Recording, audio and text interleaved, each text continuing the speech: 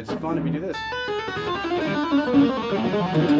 Hey everybody, this is Dave Nasty with Next Level Guitar, and what we're going to do today is we're going to chip away at that big mountain and understand some of the great licks and be inspired today of this fantastic guitar player. And we're going to focus mainly on the left hand, and we're going to talk about how to address legato. So let's do this. You see that YouTube text box below? Well, there is a link in that text box, and if you click on that link that you see below in that text box, what are you going to get? Well, you're going to get a free ebook and coinciding lesson that is not available on YouTube. And in this ebook, you've got all kinds of chords and scale diagrams and very essential things that you need every day. All you got to do is just click on that link that you see below. We're going to focus on, let's say here, Mixolydian scale shape, 5th position. So that scale shape looks like this.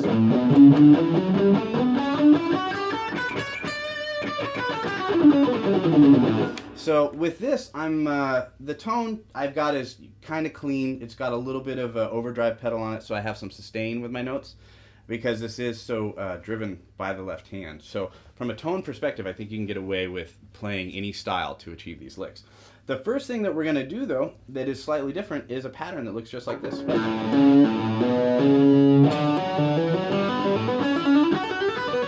And I like this. You know, you're leading off of your index finger, you hammer into your pinky, you're going to pull off, and then you're going to do hammer-ons.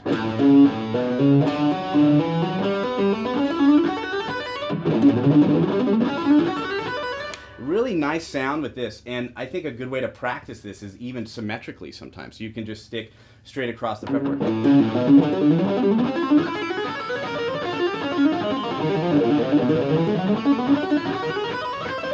Just move it up every time. That works really, really great. That's with that, the first thing that comes to my mind is thinking of the whole tone scale, if I can even say it. The whole tone scale looks like this. Pretty funny. I can't even say the whole tone scale this morning, but with that scale, I could do this pattern. And that sounds pretty spacey and, you know, out there. That scale would, of course, work over a dominant chord if we want to do that. But let's go back to here and think of another way to abuse this.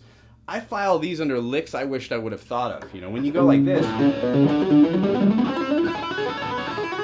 just kind of like, why didn't I think of that? Well, then you can use a middle finger, too. You can use that middle note. And I realize we're using diatonic scales to teach these techniques. A lot of times these are in modified versions of the melodic minor scale of his own creation, right, or within the melodic minor scale. I'm using these just to teach it because it's easier to understand. We're more familiar with these kind of scale shapes. So we'll get into the funny stuff here in a minute, but we're just going to go through a couple of patterns. Another one that is really, really great, we've got two so far, is one that goes like this.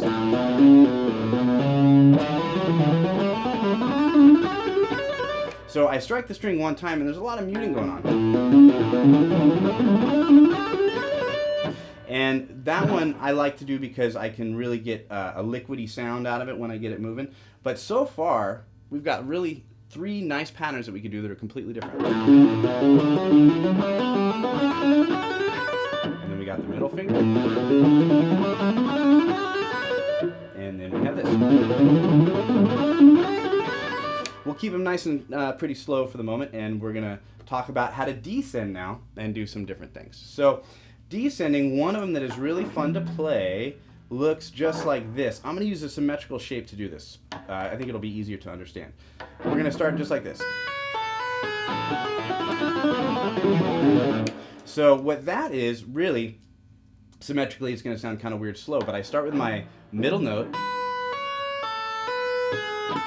And you could do a bit of hybrid picking with this. Maybe you could pick this note with your, first attack, hammer, pull, hammer, hammer, pluck. That one's nice to do.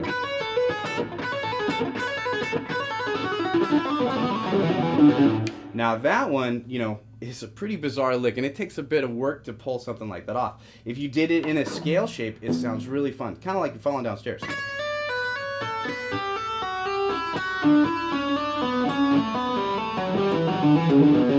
Now, let's talk about legato for a minute. Legato technique, or legato by definition, means, you know, long duration of note.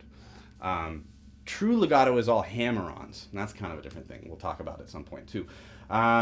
But what I want to focus on with this idea of saying, well, true legato is mostly hammers, you want to make sure that when you pick with your right hand or you attack the note, it should be an even volume as what your left hand is. So you really can't tell if it's picked or if it's not picked.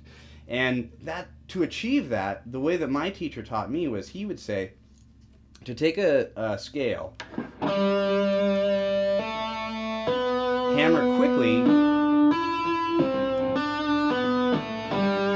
hammer quickly between the notes, but try to be melodic and skip around a little bit. And maybe if you change strings, pick one.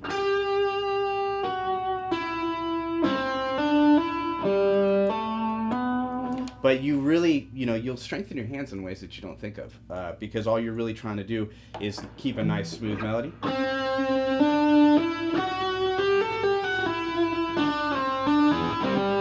And you're getting used to sliding these things around a bit. One thing that I think is really, really great is to take this kind of stuff, like we said, and we're going to start with this one and move it into other places. So let's talk about stretching out a little bit, and let's do a diminished type of a shape.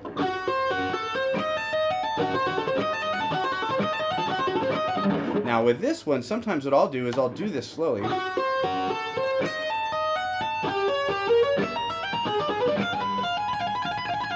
And if any of these are hard to do, you could start simple just by going like this, just to get used to that stretch. But we want to get some insight and some beginner insight really to understanding these techniques. So when we go through this, maybe just do that.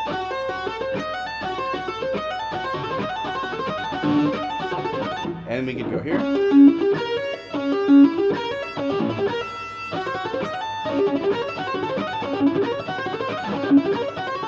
And those have cool, really outside kind of tones to them. And again, that slow.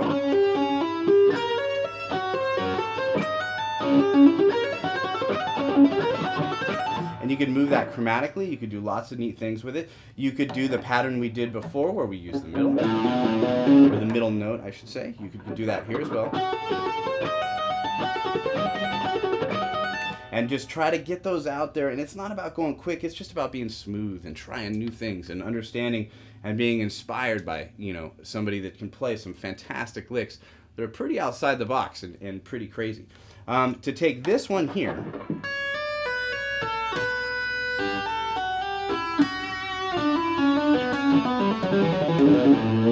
Right, I'm going to play that slowly one more time for you. We don't want to just skip over something that's really fun and hard to do.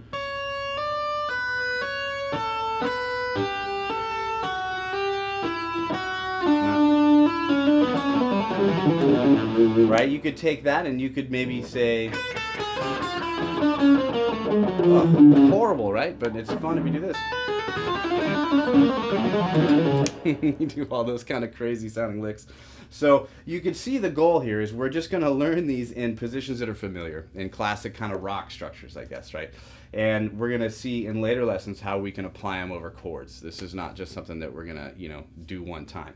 What I would like to do, though, is end it with something that sounds really cool. And if you're in a music store, you do this right away, you're going to get everybody's attention and get the best help that you can get that day. This lick sounds just like this.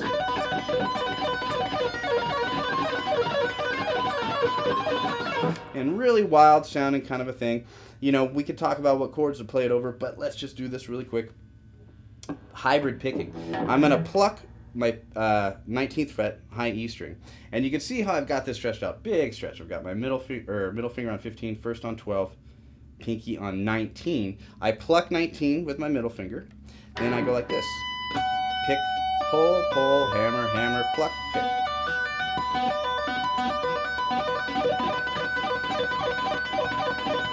You go up chromatically.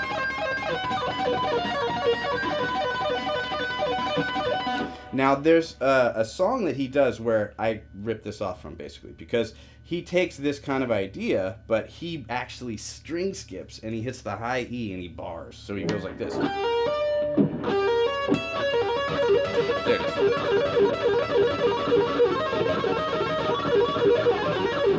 Just a bunch of crazy business. But you know what? I think we've achieved some good stuff here today. Some difficult licks, completely different, inspired by a fantastic guitar player who, if you asked him himself what he's playing, he might not be able to tell you, because rumor has it he doesn't play the same thing twice, and I think that's probably pretty true. So I hope you enjoyed it. Go to the website, nextlevelguitar.com, all the hits and more, and I will see you next time. We'll cut that in to the beginning and put it in the beginning. I'm not warmed up to do it now. Do it again.